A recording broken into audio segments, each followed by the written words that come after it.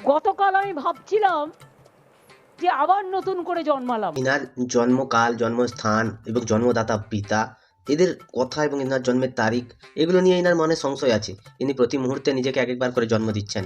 সত্যি কথা বলতে কি, তিনি নিজেকেই জন্ম দিয়েছেন শুধু। আর যাকে জন্ম দিয়েছেন তাকে তো তিনি নিজে করে ডাকতেই পারেন না, তিনি তাকে তার কাছে নিতে পারেন না। এতটা পরিমাণে মুখ্যমন্ত্রী মমতা ব্যানার্জি ঢপ দিচ্ছে বর্তমানে, মনে হচ্ছে তার যাবার সময় হয়ে গেছে। মুখ্যমন্ত্রী যে গান গেয়েছিলেন নজরুল মঞ্চে দাঁড়িয়ে, সে গানটা মনে হচ্ছে এবার সত্যি হতে চলেছে। আমার যাওয়ার বেলায়। আমি কিন্তু জানতামও না কিছু। সত্যি তো, পশ্চিমবঙ্গে কোথায় কি হচ্ছে মুখ্যমন্ত্রী কি করে জানবেন? তিনি তো একজন সাধারণ মানুষ, তিনি সকাল থেকে রাত পর্যন্ত মাঠে কাজ করেন এবং তারপরে তিনি দুটো খাওয়া দাওয়া করে ঘুমোতে যান। তিনি কি করে জানবেন? শিক্ষক নিয়োগে টাকা নিয়ে নয়ছয় হয়েছে তিনি জানেন না, 100 দিনের কাজের টাকা নিয়ে নয়ছয় হয়েছে তিনি জানেন না, বালু পশ্চিমবঙ্গের মানুষের খাবার ছেড়ে দিয়েছে সেটাও তিনি জানেন না, অনুব্রত মণ্ডল গরু চুরি করছে, পাথর চুরি করছে, ভাইপো কয়লা চুরি করছে, সেগুলোও তিনি জানেন না। তিনি শুধু একটা জিনিসই জানেন, যখন যখন দুর্নীতিবাজগুলোকে ধরার জন্য ইডি সিবিআই আসবে, তখন তিনি সেগুলোর প্রতিবাদ করতে জানেন, সেগুলোকে নিয়ে ঠাট্টা তামাশা করতে জানেন এবং তিনি ফাইল চুরি করতে জানেন। সব থেকে বড় কথা হচ্ছে তিনি কিন্তু ভালো মানুষকে টুপি পরাতে পারেন। তো পশ্চিমবঙ্গের মুখ্যমন্ত্রী তিনি যে কোন ধাতুতে তৈরি সেটাই তো জানা যাচ্ছে না। তিনি নিজেই জানেন না হয়তো, কারণ তিনি তো বছরে 2-3 বার করে জন্ম নিচ্ছেন, তাই না? সকালে একটা খবর পেয়েছিলাম কিছু একটা হচ্ছে। হ্যাঁ, এই সকালে খবর পাওয়া নিয়ে একটা জিনিস মুখ্যমন্ত্রী তিনি বলে গেছেন যে কিছু একটা হচ্ছে। আমি এখানটা একটা কথা বলতে চাই, যখন মুখ্যমন্ত্রী স্টেজে ওঠেন তখনই তাকে কেউ না কেউ খবর দেয় যে ভারতবর্ষের অন্যান্য রাজ্যে সেখানটায় পরিযায়ী শ্রমিকরা মার খাচ্ছে, তারা কেউ ভালো নেই, কেউ খুন হয়ে যাচ্ছে, সবকিছু কিন্তু এনার কাছে খবর দেয়।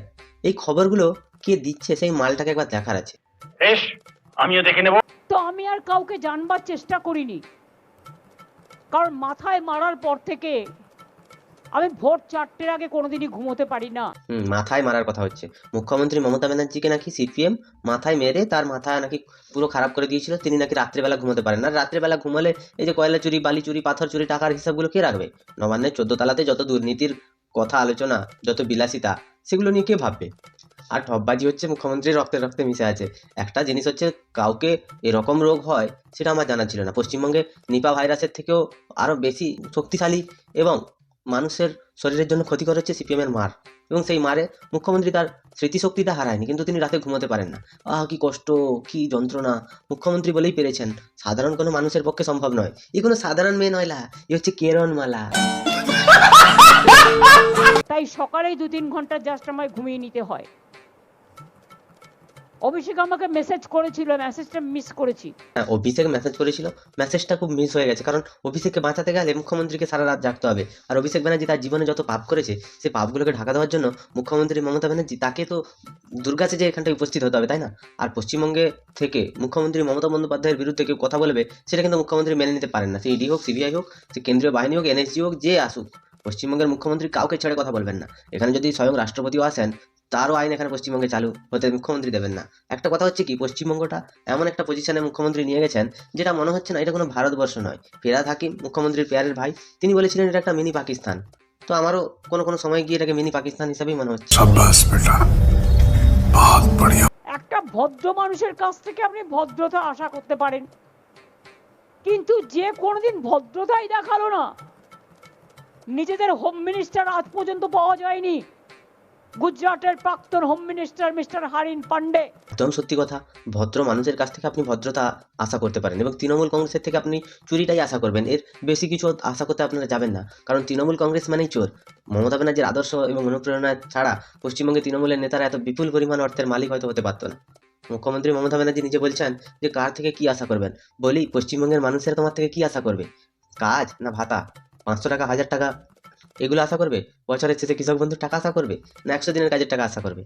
পশ্চিমবঙ্গের মুখ্যমন্ত্রী তিনি বারবার দাবি করেন যে তিনি নাকি 40% উপরে বেকারত্ব কমিয়ে দিয়েছেন, 50% উপরে তিনি দারিদ্রতার সীমা রেখা থেকে সেখান থেকে বার করে এনেছেন বহু মানুষকে।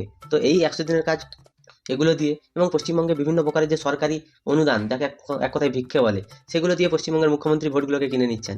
মানে সরকারের টাকায় খাচ্ছেন, দাচ্ছেন, ঘুমাচ্ছেন এবং ভোটটাও নিয়ে নিচ্ছেন।